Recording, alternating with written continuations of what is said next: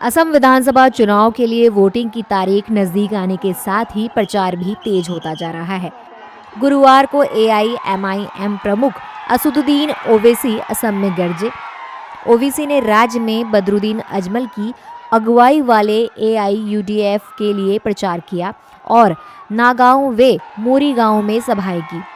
इस दौरान उन्होंने सीएम हिमंता बिस्वा शर्मा पर जमकर निशाना साधा और कहा कि इस बार मियां भाई असम में सरकार बदलने का काम करेंगे। उन्होंने कहा कि मैं देख सकता हूं कि सभी मियां एकजुट होकर सबका खेल बदल देंगे। वे 9 अप्रैल को ताला और चाबी लेकर वोट देकर खेल का रुख बदल देंगे। यहाँ के मुख्यमंत्री बोलते हैं कि हमारी कमर तोड़ेंगे, हमारा जीना हराम कर देंगे।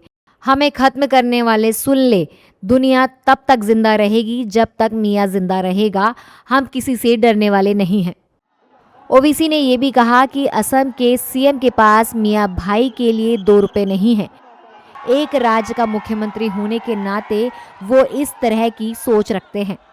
मुख्यमंत्री रहकर 2 रुपये ना दो, तुम्हारा दिल इतना छोटा हो गया कि तुम 2 रुपये के लिए गरीब को मोहताज कर रहे हो। अरे हमको बोल देते, हम चंदा करके देते अजमल साहब।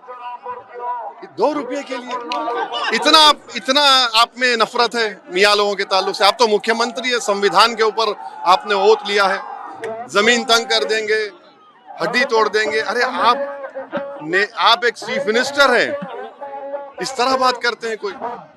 ओवैसी के बयान से असम में सियासी बयानबाजी तेज हो गई है।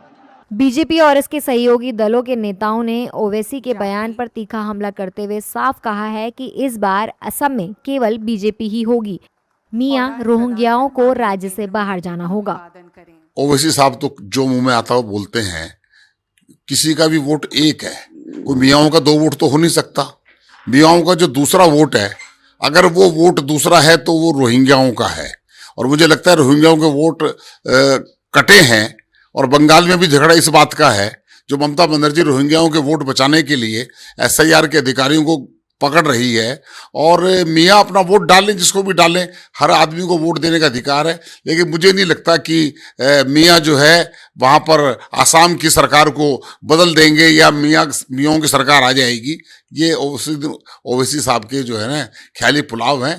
देखिए, लगातार असम के मुख्यमंत्री श्री हिमंत बिस्वा शर्मा ने प्रधानमंत्री श्री नरेंद्र मोदी जी का जो विज़न है, सबका साथ, सबका विकास और सबका प्रयास, उसके अंतर्गत असम को प्रगति की एक राह पर वो लेकर के चले हैं।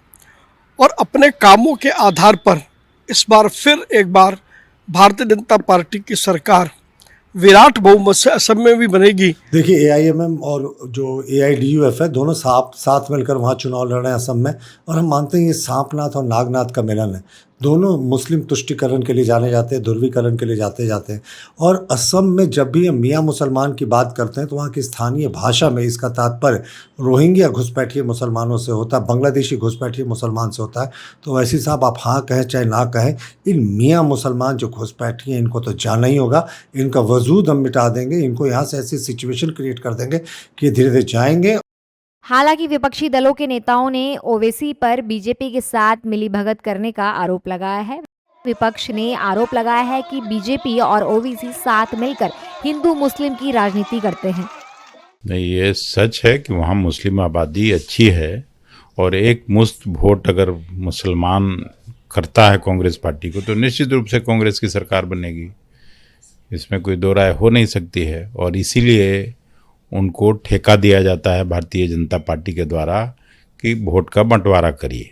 भारतीय जनता पार्टी के साथ मिल करके ओवैसी नफरत की राजनीति को बढ़ा रहे हैं। ओवैसी भी वही काम कर रहे हैं जो हिमंता बिस्वा शर्मा कर रहा है। बदरुद्दीन अजमल के साथ मिल करके वो भी हिंदू मुसलमान की राजनीति को बढ़ा रहा है। असम की जनता इनको सक्सेस नहीं होने देगी। एक मियाँ की बात करता है, दूसरा हिंदू की बात करता है। एक दूसरे से जुड़े हुए लोग हैं, एक दूसरे से पैसा पाते हैं, एक दूसरे से ऊर्जा पाते हैं, एक दूसरे को सहयोग करते हैं। हमारा आरोप है कि अब भारतीय जनता पार्टी को ओवैसी को अपनी पार्टी में ले लेना चाहिए।